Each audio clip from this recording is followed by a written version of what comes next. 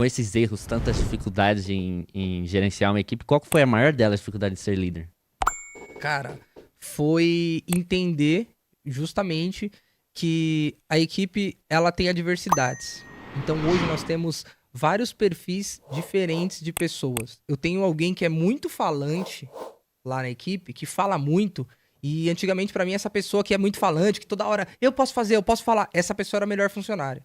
E aí eu comecei a entender que tinha um funcionário que era quieto, que não gostava de brincadeira, só que essa pessoa dava mais resultado. Ela não precisa estar falando, ela não precisa estar correndo, ela não precisa estar mostrando serviço. Ela vai lá e ela entrega o resultado.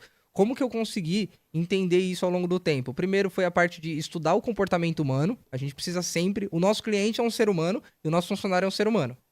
Então a gente precisa entender o comportamento humano para ter essa autorresponsabilidade que eu falei. Pô, uma brincadeira que eu fiz com o Edu e o Edu aceitou essa brincadeira numa boa, deu risada. Talvez o Cadu vai se sentir constrangido. E aí vai desengajar o Edu, o Se Cadu. sentir constrangido por mim ainda, não que você Exato, faça a brincadeira por ele, exato, com ele. exatamente. E aí, cara, aí o que que vai acontecer? Aí eu vou perder o Cadu, que às vezes é um bom funcionário. Ah, é mimimi. Aí eu volto, não importa, cara. Quer dizer, eu prefiro jogar a responsabilidade pro outro do que eu. O que que eu vou perder se eu não fizer essa brincadeira? Você entendeu? Eu comecei a entender comportamento. O Edu, eu posso dar um feedback chamando, Edu, você tá de brincadeira, hein, mano? Você tá tirando e tal, tal, tal. O Cadu eu já chego, cara, olha lá, vamos mostrar aqui, você fez. São pessoas. Por isso que o nome é gestão de pessoas. Se você quiser tratar todo mundo igual, não vai rolar, porque você não é igual a ele não é igual a mim. Então esse foi um desafio. E o outro foi aprender a acompanhar métricas do time, né? E aí volto para aquilo de você correr muito. Antes eu achava que o vendedor que era o melhor vendedor da equipe é aquele que tava toda hora ligando. Só que beleza, ele ligava pra 10 e fechava pra um. Então ele tava toda hora ligando, mas ele não fechava. Às vezes tinha alguém que tava quieto, fazia 2 ligações por dia, mas ó, matava as 2 ligações. E aí você Fechava as começa. duas. Fechava as duas. E aí você começa a ter métrica e olhar as métricas do seu negócio. E aí você começa a realmente saber. As métricas não são só pra indicar o faturamento, o número de vendas, mas pra saber também quem é que é mais produtivo no seu time. Sensacional, Você que sabe aula, quem hein? me ensinou mais sobre isso que você acabou de falar? Quem? A pessoa que eu aprendi isso aí que você acabou de falar na prática, vivendo. Você sabe quem mais me ensinou sobre isso? Não faço ideia. Cadu, que tá aí na sua frente. Por isso que ele tava dando risadinha enquanto eu tava falando. Cadu, sobre métricas ou sobre gestão de pessoas? Sobre gestão de pessoas. Porque o Cadu é meu filho. Então, tipo Sim. assim, a gente, como pai e filho, a gente tem uma relação. O Cadu trabalhando, ele é aquele cara que não gosta de um pio do lado dele. Aquele cara É, que ele não gosta de barulho, ele produz pra caramba quando ele tá quieto na dele sozinho. E eu sou o cara que eu trabalho, eu trabalho fazendo piada. exato. Cara, são coisas que a gente tem. Exatamente, tem coisas que tem E uma o função. Cadu chegou a pedir demissão, tá? O Cadu chegou a pedir demissão, ficou 2 dias fora, não quis trabalhar mais comigo. E aí ainda mandou o seguinte recado pra mim. Não sei se eu posso estar falando isso. Ele mandou o seguinte recado pra mim: você é meu pai, eu te amo mais que tudo no mundo, mas não dá pra trabalhar com o senhor. Exato. Exatamente. Tem Aí quando gente. a gente sentou pra conversar, pra trocar ideia, foi aí que eu entendi o que tava acontecendo. E aí a gente separou. A sala dele hoje era na casa do caralho e a minha sala do outro lado.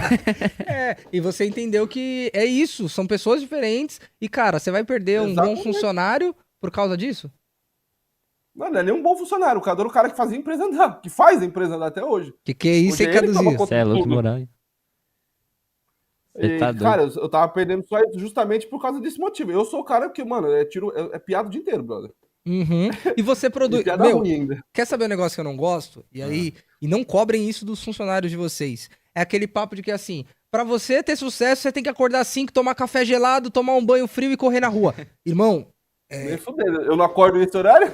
pô, você pode sim ter o funcionário. Você pode sim ter o funcionário que fala mais que o outro e entrega mais resultado.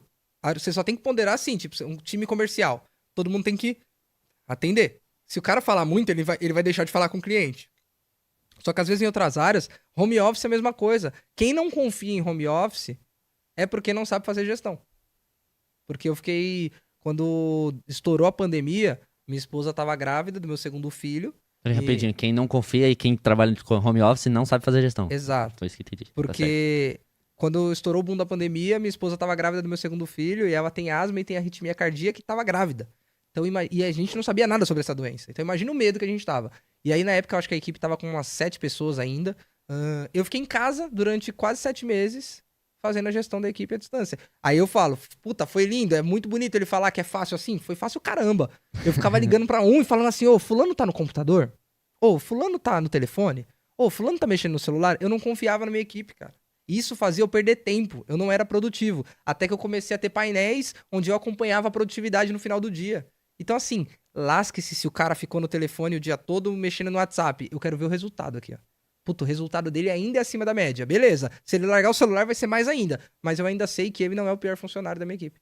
E aí foi onde eu comecei a ficar tranquilo. E aí eu tinha cabeça pra projetar outras coisas, porque eu sabia que no final do dia eu ia ter um relatório que ia mostrar quem performou melhor. É você olhar pras métricas. Métricas, eu não sou o cara de dados, não sou o cara da matemática, nada disso. Só que eu aprendi que contra dados não há argumentos. Você pode falar que você é o melhor do mundo. Se você não tiver recorrência, seu cliente é um lixo. Se não tiver resultado, é o que ele falou, né? A diferença entre o gênio e o louco é o resultado, né? Exato.